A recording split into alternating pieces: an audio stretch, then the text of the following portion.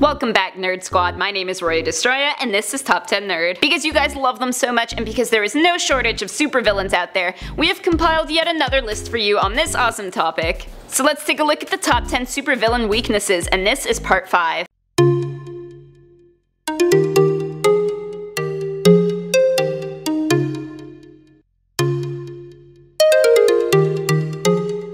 In the number 10 spot, we have Doomsday. In the hellish days of Krypton where only the strongest could survive, Doomsday was made by having a baby killed over and over again and harvesting all the surviving parts and putting them together to create a super strong evolved creature. Whatever kills Doomsday in his prior life he becomes immune to in the next, so it's pretty hard to get rid of this guy. However, subatomic disintegration of his particles and scattering them across space and time will greatly slow down his regenerative abilities. Keep that plasmatic beam handy. Coming in at number 9 is FANG FOOM. FANG FOOM is a shape-shifting alien hailing from the world Kakarantara. That is a mouthful. His race originally intended to conquer Earth by shifting into human forms and studying carefully human weaknesses, as if those were hard to find out. But turns out we have discovered FOOM's weaknesses as well. There is an unidentified Chinese herb that, when placed in FOOM's vicinity, will put him into a very deep sleep. So we've kind of figured it out. Kind of unidentified, not really. Next at number 8, we got SABRETOOTH. Victor Creed was originally portrayed as a regular serial killer with no superpowers, but this version was traded in for the mutant that we see fighting with Wolverine frequently. And to compete with Wolverine, he has himself a powerful healing factor,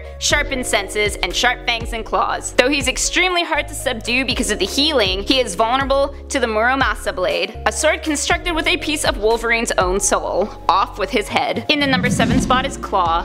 KLAW was a son of Nazi Colonel Fritz KLAW, who became an assassin in his adulthood. He was also a physicist working on a sound transducer, and in order to power his device he steals the metal vibranium from the nation of Wakanda. The metal transformed him into a being made of living sound, but it also became his greatest weakness. When in the vicinity of vibranium, he runs the risk of having the vibranium absorb his energy form and cause him to collapse. Coming in at number 6, we have MAGNETO. The famed archenemy of the X-Men had his experiences shaped by everything he went through as victim of World War II. He strongly believes that mutants are dominant over humans and has no problem using his magnetic powers to enforce his ideals. But when there is no metal around to manipulate, there isn't much he can do. His weakness to non-metallic objects has been exploited several times, such as when he is placed in a plastic prison in X-Men Days of Future Past. Next up at number 5 is BIZARRO. There are several versions of BIZARRO floating around out there in disjointed continuity, but they all follow the general trend of being Superman clones gone kind of wrong. BIZARRO typically is the polar opposite of Superman, so oftentimes finds himself in opposition to the superhero. Instead of being weak to green kryptonite, BIZARRO is felled by blue kryptonite, which was also created as a clone kryptonite. The green variety has actually been seen to power BIZARRO on occasion. Up next at number 4 is JUGGERNAUT.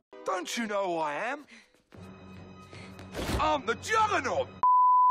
The stepbrother of Professor X enlisted in the military and on one occasion discovered the Crimson Gem of Sidorak, a stone that grants him his superhuman abilities and creates the Juggernaut. Though he is invulnerable to most attacks, removing his helmet leaves him vulnerable to mental assault from psychics. He can construct a new helmet with any available raw material, however, so psionics need to act quickly on this guy. In the number 3 spot, we have Poison Ivy. Dr. Pamela Eiley was used by her professor as a test subject for various toxin and poison injections, which eventually led to her transformation into Poison Ivy. Just like the plants she loves, she requires solar energy to maintain her life force. If she is kept away from the sun for too long, she grows weak. This is one weakness I can relate to. I will literally lay in the sun for hours. Coming in at number 2 is Ares. Ares is a villain based on the Greek god of the same name, and just like the god he is named after, he tries very hard to bring forth his vision of eternal war. And the reason behind this is that Ares requires worshippers to survive, and he can derive worship from the wars. So basically he will wither away if people ever stop bowing down to him and telling him how almighty he is. And finally, in the number 1 spot, we've got THANOS. Although it is hard to imagine, THANOS was actually quite the pacifist in his youth. However, once he reached adulthood, he became obsessed with nihilism and death. His greatest weakness, however, is perhaps the most prominent on this list. That would be himself. He is so prone to unstable emotions and low self-esteem that he feels he doesn't deserve a win, even when he is a hair away from one. Because of this, though he has conquered the universe multiple times, he does not feel worthy of this power and eventually loses. So those are the top 10 supervillain weaknesses part 5. Let me know in the comment section down below who is your favorite villain of all time. My name is Roy Destroya, thanks for watching, and don't forget to subscribe so you never miss another nerdy list.